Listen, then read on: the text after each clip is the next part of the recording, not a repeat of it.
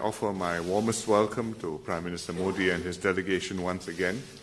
He last visited us in 2015 when we signed the strategic partnership to commemorate 50 years of diplomatic relations. Since then, I've visited Delhi twice and last met the Prime Minister during the Republic Day celebrations this January. The Prime Minister and I are happy to report that we've made significant progress in our strategic partnership. First, we have concluded the second review of the Comprehensive Economic Cooperation Agreement, or CECA.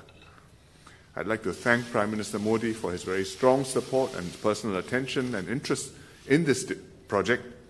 It shows that our economic ties are substantial and that we want to do more together. Since we signed the CECA in 2004, our bilateral trade has more than doubled from 12 billion Sing dollars now to 25 billion Sing dollars. Singapore is now the second largest investor in India, with a cumulative FDI from the year 2000 to 2016 at 36 billion Singapore dollars. And there are some major specific investments that have taken place.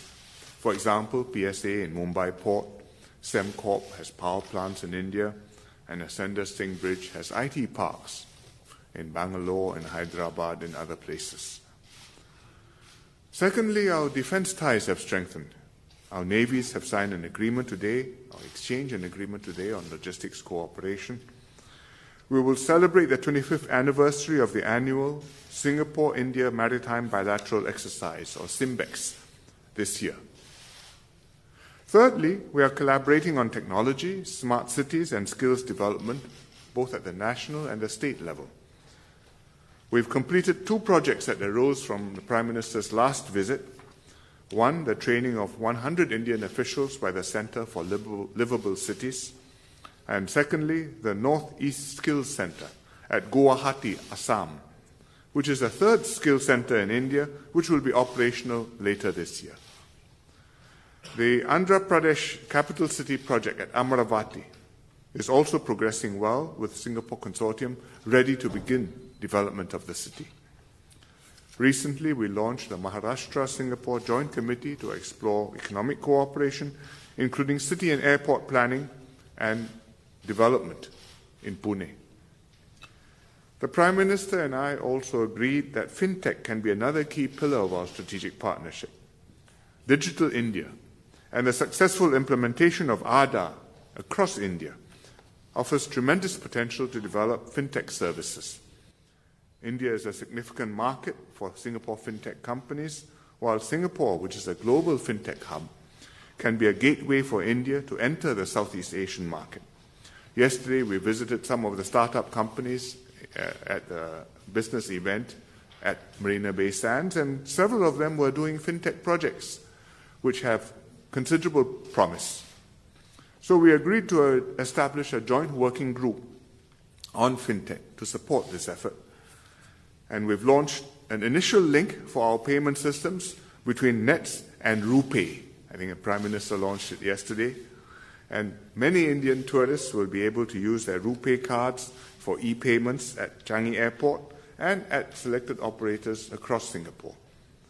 Both sides are also discussing how Singapore can help to internationalize what's called the India Stack, to help other countries explore digital identity solutions. That means the technologies, the systems which India has built, like Aadhaar, which can be used, put together, and made into a platform for developing new services and new capabilities.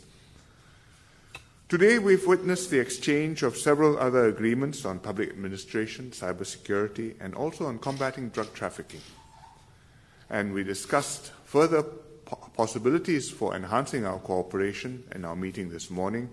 The Prime Minister and I discussed the possibility of expanding our air services agreement and agreed that we should start talking about a new revised air services agreement because the traffic growth has been very strong.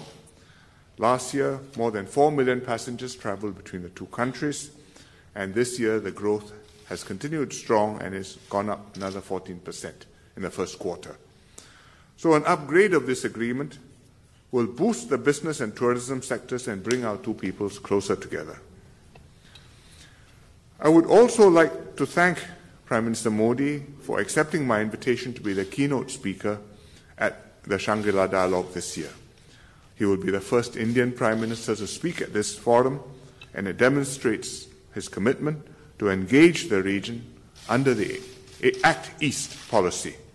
And we all look forward to hearing his speech this evening. I also appreciate the Prime Minister's personal attention to India's engagement with ASEAN. I am honored to have attended the ASEAN-India Commemorative Summit and the Republic Day celebrations together with other ASEAN leaders in New Delhi in January. Singapore, as the current chair of ASEAN, will work with India to continue strengthening the regional architecture and in particular to concluding the RCEP, the Regional Comprehensive Economic Partnership.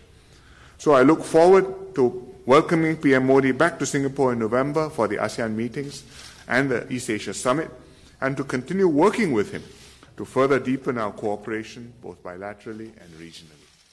Thank you.